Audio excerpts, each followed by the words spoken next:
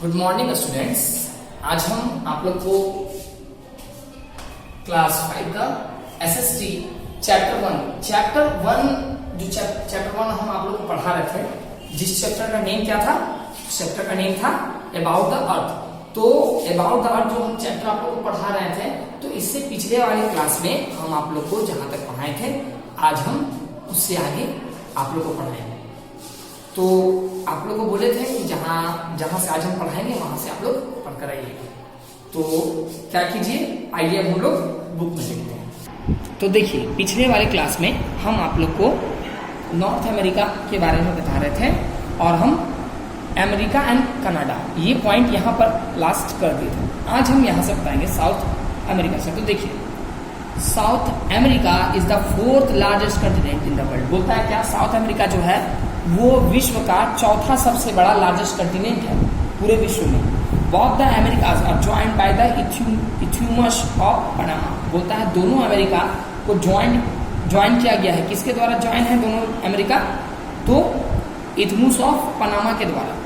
A range of mountains called the Andes lies in the western part of continent. बोलता है कि एक mountain का रेंज है जिसको कि एंडेंस बोलते हैं, वो कहाँ पर स्थित है? तो ये इस कंटिनेंट का वेस्टर्न पार्ट में स्थित है।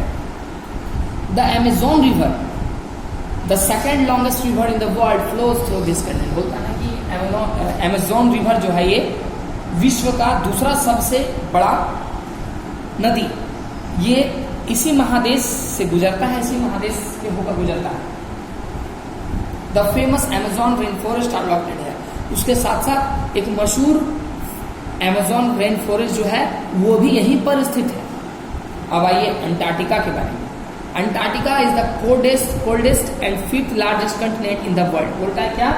अंटार्कटिका जो है वो सबसे ठंडा और 5वां सबसे बड़ा कंटिनेंट है पूरे विश्व में। It is also called the white continent as it always covered by a thick carpet of ice and snow. उसके साथ साथ इसको व्हाइट कंटिनेंट भी कहा जाता है। क्यों? क्योंकि ये हमेशा जो एक थिक कार्पेट, मतलब एक कारपेट तरह का, इस कंटिनेंट में हमेशा एक कारपेट तरह का जो है जमीन में आइस और स्नो का बिछा हुआ रहता है। मतलब वो जमीन में एक कारपेट की तरह बिछा रहता है जिसमें सिर्फ आइस और स्नो होता है। This is only continent in the world which has no permanent human habitat because of its extremely cold climate. बोलता है क्या? यही एक ऐसा कंटिनेंट है जिसमें कि परमानेंट ह्यूमन हैबिटेशन नहीं है। क्यों नहीं है? तो इसलिए नहीं है because of its extremely cold climate. क्योंकि यहाँ का जो वातावरण है, इसका जो क्लाइमेट है वो बहुत ज्यादा ही ठंडा है, बहुत ज्यादा। Wildlife in this continent comprises penguins, pendring, albatrosses, whales, seals etcetera. बोलता है कि इसमें कौन कौन चीज पाया जाता है? ये आपका पेंगुइन, वांडरिंग, उसके बाद वेल्स, सील्स, ये सब इस कंटिनेंट में पाया जाता है। उसके बाद देखिए Europe is the 6th largest continent in the terms of size. बोलता है साइज के मामले में यूरोप जो है वो 6ठा सबसे बड़ा कंटिनेंट है पूरे विश्व में। Europe and Asia are together called Eurasia. Europe और एशिया दोनों को मिलाकर क्या कहा जाता है? Eurasia. And from the longest stretch of land of earth. तो यहाँ पे देखिए, and from the longest stretch of land on earth. बोलता है कि यूरोप और एशिया ये दोनों मिलाकर यूरेशिया बना हुआ है। और यही यूरेशिया जो है ये पूरे पृथ्वी में अगर जमीन का बात किया जाए तो यही दोनों कंटिनेंट मिलाकर जो है जमीन सबसे ज्यादा यही दोनों महादेश में है, यही दोनों कंटिनेंट में है। और सबसे ज्यादा अर्थ का जो लैंड है वो इसी में। देखिए next, Europe is bordered by the Mediterranean Sea in the south, Asia to the east and the Atlantic Ocean in the west. बोलता है यूरोप किससे बॉर्डर क्या होता है, किससे घिरा हुआ है? तो मेडिटेरेनियन सी से साउथ की ओर, ईस्ट से एशिया की ओर, और अटलांटिक ओशन वेस्ट की ओर। This many advance nation such as United Kingdom, Norway, France etcetera.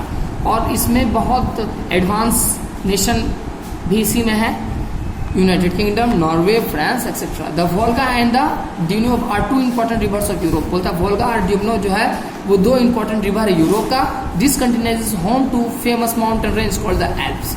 और यहीं पर जो है सबसे फेमस माउंटेन रेंज आल्प्स भी यहीं पर है।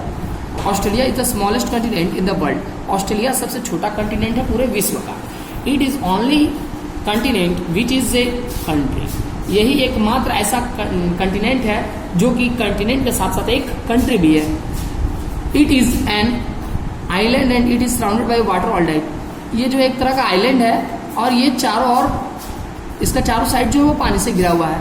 Australia is famous for its great Australian desert and the Great Barrier Reef. Australia किसके लिए फेमस है? तो ग्रेट ऑस्ट्रेलियन डेजर्ट के लिए और ग्रेट बैरियर रीफ के लिए। The Great Barrier reef is the largest coral reef on the earth. बोलता है जो ग्रेट बैरियर रीफ है वो सबसे बड़ा कोरल रीफ है पूरे पृथ्वी में।